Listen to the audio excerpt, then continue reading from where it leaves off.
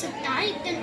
ಇಂತಹ ತಾಯಿಯ ತ್ಯಾಗದ ನುಡಿಗಳಿಗೆ ಉತ್ತೇಜನಗೊಂಡ ಭಗತ್ ಸಿಂಗನು ಗಲ್ಲು ಗಮ್ಮದ ಕಡೆಗೆ ಹೊರಟಾಗ ಗಲ್ಲು ಶಿಕ್ಷೆ ನೀಡುವ ಅಧಿಕಾರಿ ನಾವು ನಿನಗೆ ಗಲ್ಲು ಶಿಕ್ಷೆ ನೀಡುತ್ತೇವೆ ಎಂದಾಗ ಭಗತ್ ಸಿಂಗ್ ಹೇಳ್ತಾನೆ, ಯು ಹ್ಯಾವ್ ಅಪಾರ್ಚುನಿಟಿ ಹಿಯರ್. ನಾನು ನಿನಗೊಂದು ಅವಕಾಶ ಕೊಡುತ್ತೇನೆ.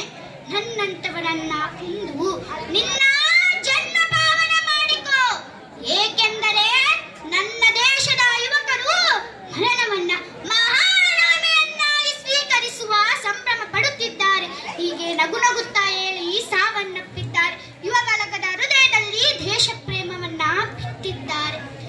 ಇತಿಹಾಸ ಸಭೆಯ ಸಂವಿಧಾನ ಸಭೆಯ ಸದಸ್ಯರು ಡಾಕ್ಟರ್ ಬಾಬು ರಾಜೇಂದ್ರ ಪ್ರಸಾದ್ ಅವರನ್ನು ಅಧ್ಯಕ್ಷರನ್ನಾಗಿ ಚುನಾಯಿಸಿ ಡಾಕ್ಟರ್ ಬಿ.ಆರ್. ಅಂಬೇಡ್ಕರ್ ಅವರನ್ನು ಕರಡು ರಚನಾ ಸಮಿತಿಯ ಅಧ್ಯಕ್ಷರನ್ನಾಗಿ ಆಯ್ಕೆ ಮಾಡಿದರು.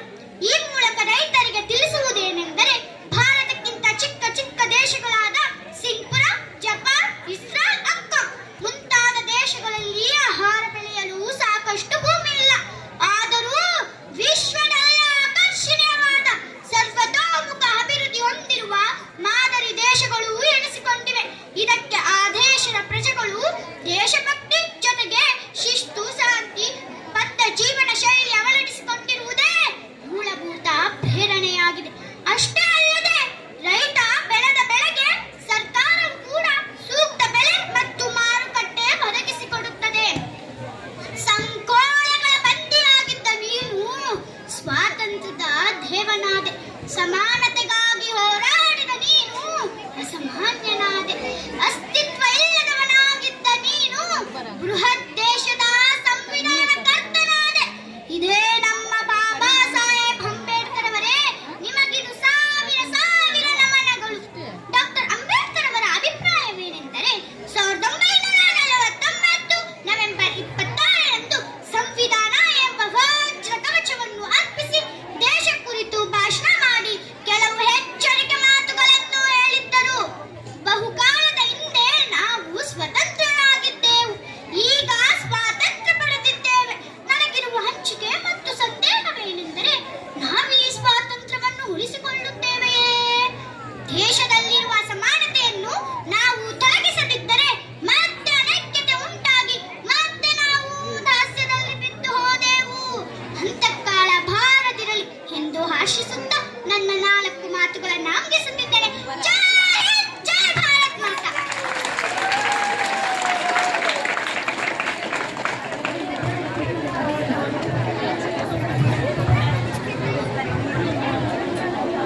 ನಮ್ಮ ಸರ್ಕಾರಿ ಹಿರಿಯ ಪ್ರಾಥಮಿಕ ಶಾಲೆಯ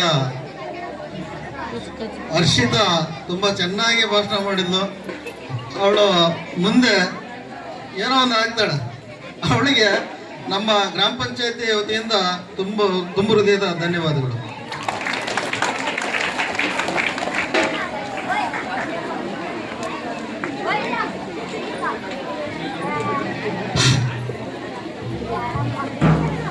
ಈಗ ಶ್ರೀ ಪರಶುರಾಮ್ ಗ್ರಾಮ ಪಂಚಾಯತಿ ಸದಸ್ಯರು ಚಿನ್ನಿಕಟ್ಟೆ ಇವರು ಈ ಕಾರ್ಯಕ್ರಮವನ್ನು ಕುರಿತು ಒಂದೆರಡು ಮಾತುಗಳು ಆಡಬೇಕು ಅಂತ ಹೇಳಿ ಕೇಳ್ಕೊಳ್ತಾರೆ.